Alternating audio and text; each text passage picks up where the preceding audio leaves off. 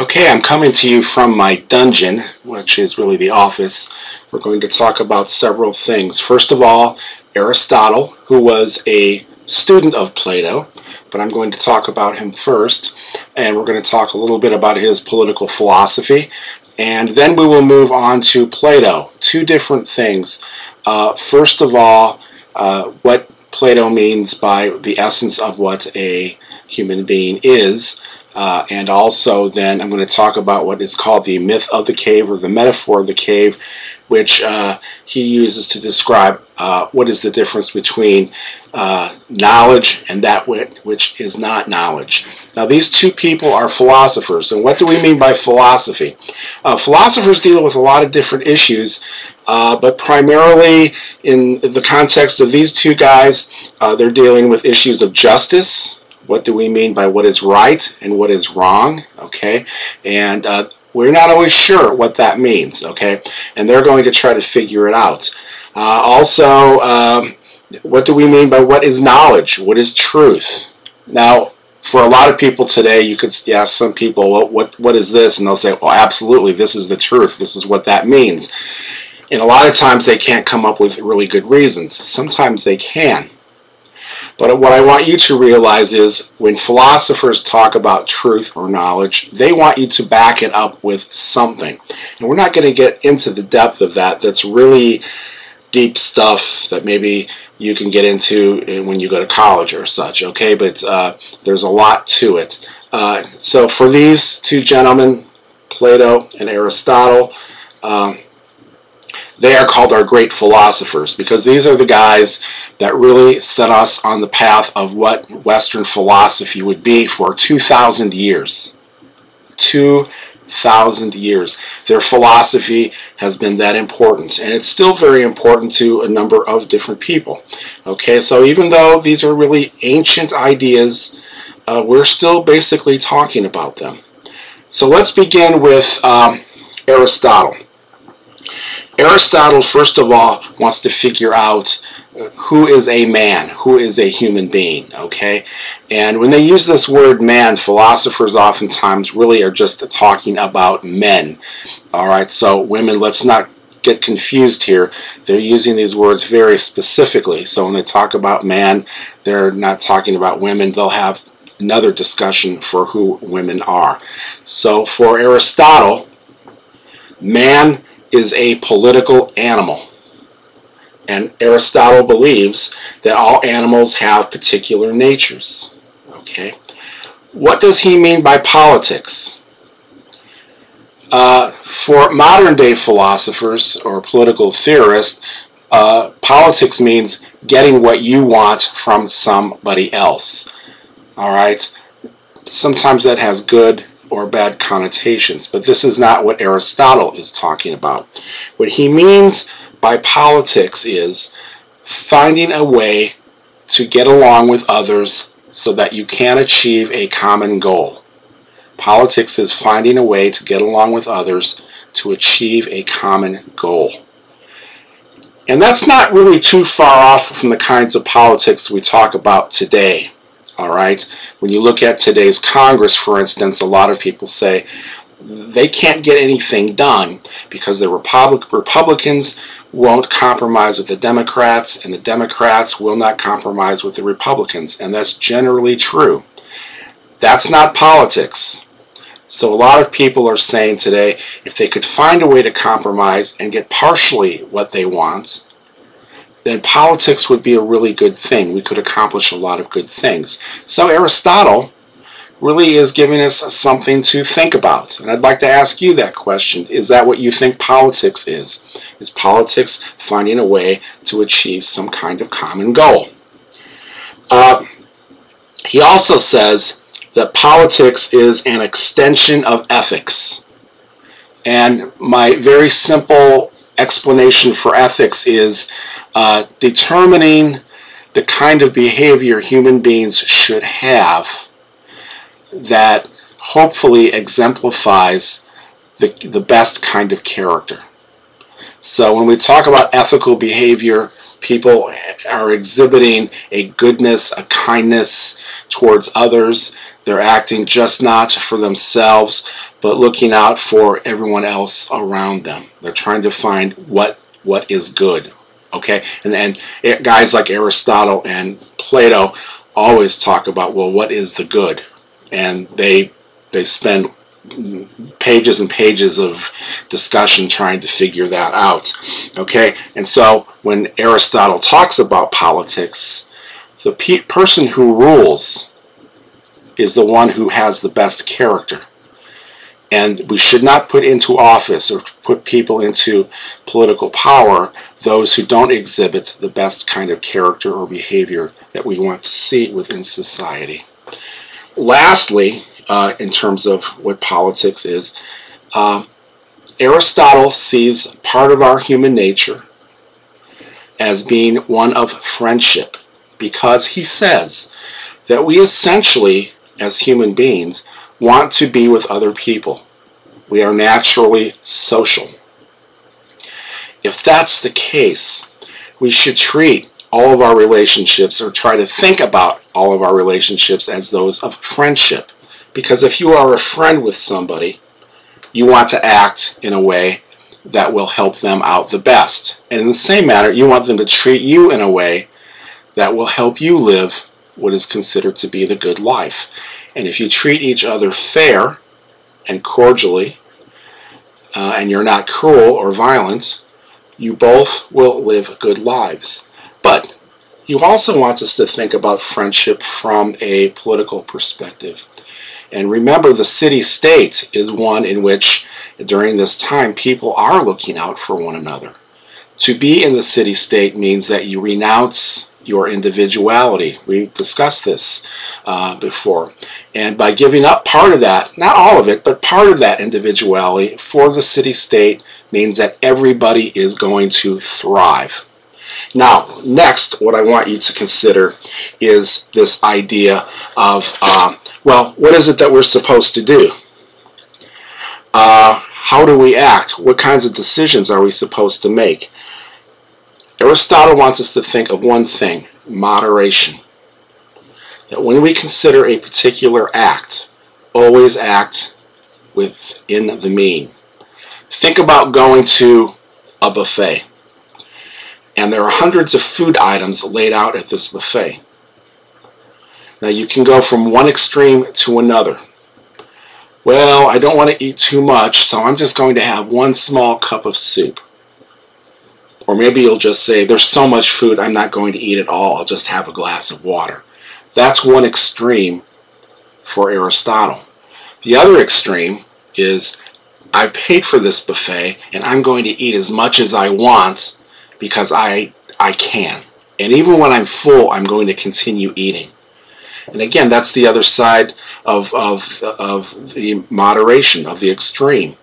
Eating so much you don't even want to, but it's there, so you're going to do it. So what would be moderation? Find the foods at the buffet table that you like and eat only as much as you can. And don't try to eat too much. That's moderation. Moderation acts in politics as well. Okay, just recently, for instance, a guy in Colorado went into a Planned Parenthood building and shot 3 people, one of them a police officer. And in his interview, he said something to the police like, no more baby parts are sold. Now, if you don't understand all the story about Planned Parenthood, go read some newspaper stories. But there are some people who say Planned Parenthood does evil things, and we should kill the people that work in places like that. Aristotle, I think, would say that's really extreme. Okay, what would be the other extreme would be maybe to do nothing. Is there something in the middle where you could say, I'm not going to kill anybody, I'm not going to hurt anybody in not hurt anybody in Planned Parenthood? Is there something I can do in the middle that politically would help solve my problem? And that might be working to enact certain kinds of laws within Congress. I'm not sure. But what is that middle ground? All right. My last example would be, driving down a street. And all streets have speed limits. So let's say you're going down a street where the speed limit is 50 miles an hour. And you say, well, I don't want to be too dangerous, so I'm going to drive 25 miles an hour. And you're blocking up traffic and you're getting everybody really, really mad at you. 25 and a 50 is really almost as dangerous as driving too fast. But the other extreme would be, well, 50 is too slow, so I'm going to drive 80, which could put yourself or those within your vehicle in danger and other people around you, because you never know what's going to happen. So moderation, I don't know. I'm not saying go over the speed limit, but could you be happy with going 55 instead of 80, or maybe driving at 45, a little bit less than the speed limit, rather than 25. That's what Aristotle is helping us to find. Okay, so let's review Aristotle one more time. Man is political by nature. He's a political animal. It's within him. Because he is that political person, he wants to form friendships with other people and to build communities. Friendships are another part of what our nature is, okay? And politics is an extension of ethics. Those who have the best character are the ones who should lead. Okay, good. Hope you like that. Now let's move on to Plato. Now, let's start with Plato's discussion of who he thinks human beings are. Now, he's written this book called The Republic that is about what we should do to build a city. But what he's really talking about when you actually start to read Plato is it's not an actual city, but it is the city inside of us. And what does the human city need to be in order to work the best? And for Plato, he sees that there are three aspects of what a human being is. And he relates this in a metaphor. And a metaphor is a symbolization of using different kinds of words and meanings to symbolize something else. So he talks about a charioteer. So imagine an individual on a chariot, and he has two horses in front of him that are galloping away. One of the horses is very spirited. It just wants to go off wherever it can. Spirited means it has absolutely no control. And he's going to try to rein, the charioteer will try to rein that horse in. The other one is appetitive. And he might even have trouble getting that horse going. When you think of the word appetitive, think of appetite. And what is appetitive about human beings for Plato is that they can't control themselves. All right? They want to eat as much as they can. They want to drink as much wine. They want to have as much fun, playing games. Think about people today, I'm talking about you people. I can't live without my cell phone. I can't live without my music. I've got to be gaming 24/7. It's just who I am. And once you take that away from somebody, they're like, I can't do that. I gotta have my stuff. I got to be connected. That's the appetitive part. That's another horse that has to be controlled. What's so special about the charioteer? For Plato, the charioteer represents rationality. Rationality, that is that sense of knowing what to do and what to do that thing that is right. Okay? And we all have a rational part, according to Plato. But we also have the appetitive, the person who wants to go out and drink wine and dance, listen to music, game, whatever, drive really fast, have the best cars, and then you've got the spirited part of ourselves that sometimes is just totally out of control. It's screaming, getting into fights, get out of my way, I've got places to go, absolutely has no control over the self. The charioteer is reining them in, trying to bring them under control. Why? Because the charioteer knows what to do. The charioteer understands what must be done. And so if you ever have a chance to read The Republic and you actually get to the end, because it's a really, really long book, you'll know that what makes the perfect city is having that rational part being able to successfully control one's appetites and one's energies, okay? And that's basically what makes the good city, all right? That's a very short summation of the Republic and what Plato actually means by who a human being is. But he also talks about knowledge, and he does this in the Republic as well. I'm not going to tell you which book it's in because I think it's book 10, but I could be wrong. It's a great story. And this is another metaphor. It's the metaphor of the cave, in which Plato wants to discuss how we actually come to knowledge. How do we get to know things? And he wants to use the cave as an example. Okay? So, Plato talks about these prisoners that are in a darkened cave, and they're all chained up to where they can't move anyway. They can only see forward. It's completely black. And they can, once again, they can't move. They can't move this way. They can't move this way. Their heads are put in a way where they can't even turn their heads. They can only see forward. Now behind them is this great fire that's burning that casts a light on the wall in front of these prisoners. And these people walk by. This is going to sound insane, but bear with me. They walk by with cutouts of animals like rabbits and tigers, cows, and as they're walking by and they're holding them on sticks, the light shines their image on the cave wall. And so maybe the guy who's carrying the cutout of the cow is going, and the person with the coming by with the cutout of the chicken is going, arr, arr, arr, arr. Okay? So, I can't do a chicken, so excuse me. And Plato wants us to understand, well, what happens as a result of that? Those images are what those prisoners think of as reality. They think that's real. That's all they've ever seen.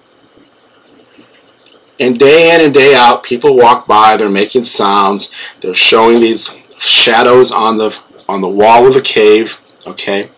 And the prisoners think this must be what the world is like. Well, one day, one of the prisoners, for some reason, breaks free of his chains, of his locks. And he sees some kind of light high above. And he decides to try to follow that light. And as he crawls up, and the metaphor up always signifies some kind of improvement in philosophy. In some philosophical words, they call it transcendent. All right, and the light gets brighter and brighter. And as the light's hitting his eyes, because he's been in a cave his whole life, he almost seems blinded. And when he gets out of the cave, he really can't see because the sun is so bright. And after a short time, his eyes do adjust. And he begins to see real rabbits hopping by. And he sees a pasture full, he hears, "Rrr!" He hears cows. He goes, that's a cow. That's a real cow. And chickens. And flowers. Maybe even real people. You know, a girl and a gal walk by. And goes, oh, those are real people. They're not shadows like I've seen. And it suddenly strikes him that all of those shadows he's been seeing his entire life were not real. It's not real at all. What he's seeing now is the real world. And he gets really excited. And he goes back into the cave because he wants to share this with his friends who are locked up. And he tells them all about it. And he's trying to unchain them to say, no, you've got to come out and see this. This is not real. And they get really mad at him. And they try to kill him because they're convinced those shadows are what's real. Now, there's an important moral for this. Think about people chained up, people getting free, people climbing up, transcending, going from darkness to light. Okay, see all this symbolism, darkness to light. First of all, the prisoner that escapes, for Plato, indicates for us that everybody has the power to see what is real if we choose to. Or we can remain chained looking at the superficial world, looking at these shadows on the wall. And as a matter of fact, Plato thinks that's what most people are going to choose anyway, because they don't want to think for themselves. They don't care.